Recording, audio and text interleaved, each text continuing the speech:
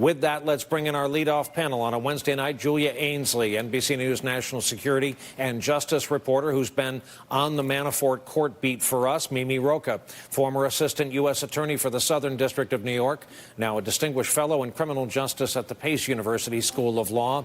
And Jeremy Bash, former chief of staff at the CIA and Pentagon and former counsel to House Intel. Jeremy, I'd like to begin with you. Did Paul Manafort just end up worse off than if he hadn't taken the plea deal with the feds in the first place? And what, by dint of this judge's order, have we learned that advances the ball, advances this story? He may be equally worse off, Brian. A convicted felon has essentially two tickets out of prison. One is to cooperate with the prosecutors after the conviction, or after his guilty plea, I should say, tell them everything he knows, do so truthfully, and hope that they join in a recommendation to the judge that he be sentenced at the low end or receive what's known as a downward departure, basically a shorter sentence. The second ticket out of prison is, of course, a pardon. And one has to wonder tonight whether or not this effort to lie, to conceal, to obfuscate the truth from the prosecutors, from the government, is motivated in part by his desire to be seen by the President of the United States as holding firm in their cover story about Russian interference in 2016. Mimi Rocah, I have to say, Jeff Toobin was talking about Paul Manafort on television tonight, and I wrote down some quotes. He saw him in the last court appearance. He says his decline has been shocking. He is almost unrecognizable and appears disoriented. He's either walking with a cane or with the help of a wheelchair.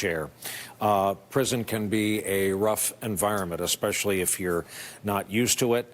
But I also know that there's nothing feds like less than entering a deal with someone who goes back on that deal. So this can be an, in effect, death sentence for him.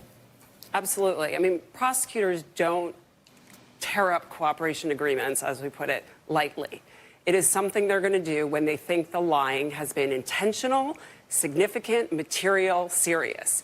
And that is what they thought here. That is what the special counsel's office got to the point where they thought they could not go forward because these lies were so serious, and that this man who had just pled guilty to additional crimes and is now facing additional time that he was not necessarily facing before, that they needed to say, can't go through with this. And the judge found that to be the correct position.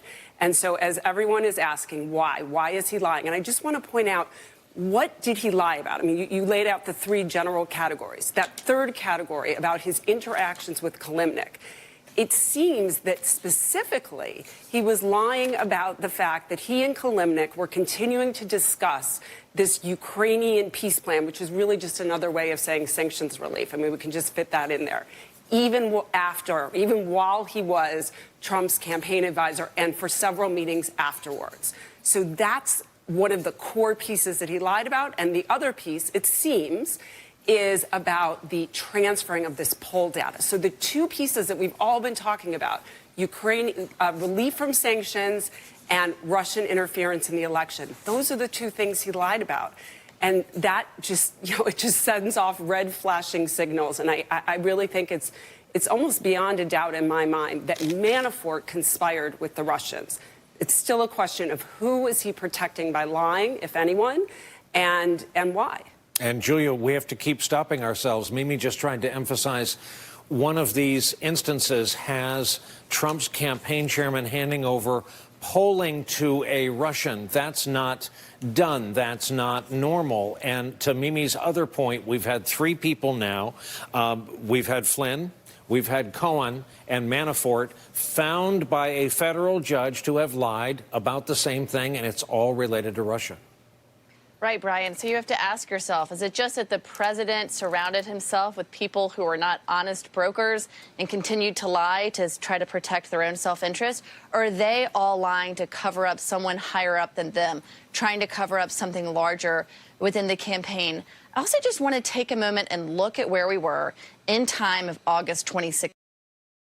At the time that Manafort would have had this meeting with Konstantin Kilimnik. This is shortly after the Republican convention when Manafort was a big player in getting a pro-Russian platform introduced into the Republican platform when Trump was going forward as the nominee. It is also, Brian, around the time that we've reported at NBC, where we know that people from the FBI came to the Trump campaign and said, you should be careful because there is outside international interference in this campaign, and we are concerned about Russia. They named them by name. So this was not an innocent bystander. This is someone who set up these meetings knowing that this was unusual, that this meeting was not done, and they continued to talk about sanction relief during this time. And then the number of meetings is the other thing that they're saying that Manafort lied about, and that's material.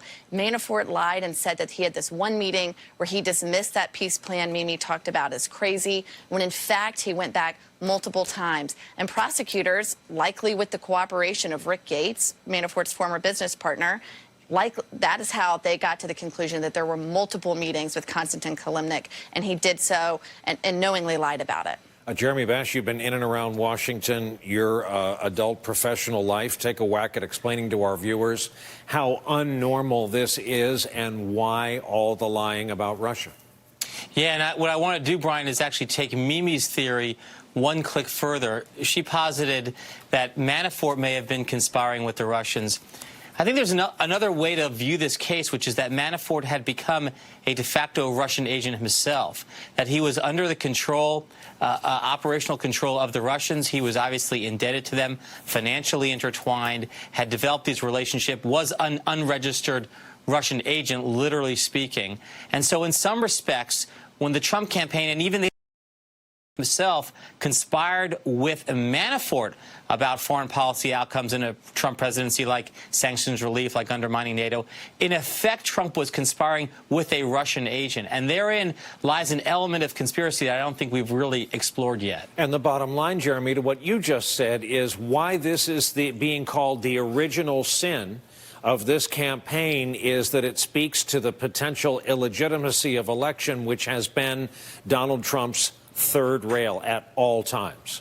That's right. And why would Paul Manafort, who had been on the outside of American politics, join the Trump campaign for no pay? Why would he sort of seemingly drop from thin air into the lap of Donald Trump if he wasn't actually placed there by people who were working with him, people potentially who were controlling him? And in some ways, Donald Trump welcomed him with open arms. And again, therein lies the agreement. I think less important is whether or not there was any back and forth between Trump and the Russian Federation. What's much more important is whether or not Trump upheld his end of the bargain. He received support during the campaign. He received financial support from the Russian Federation over these many years, including the Moscow Trump Tower deal. And did Trump hold up his end of the bargain? You betcha he did. I have another question for our former Fed here in New York. Mimi, I'm going to play for you something Congressman Schiff said on this network tonight. We'll talk about it on the other side.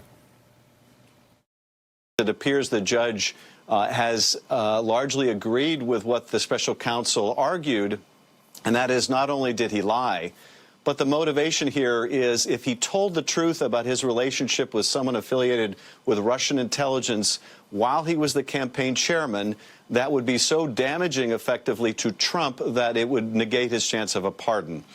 We played that because Jeremy invoked pardons. It must be like having a missing man or woman in court if part of what you're up against is something you can't feel or see, and that's the potential of a pardon.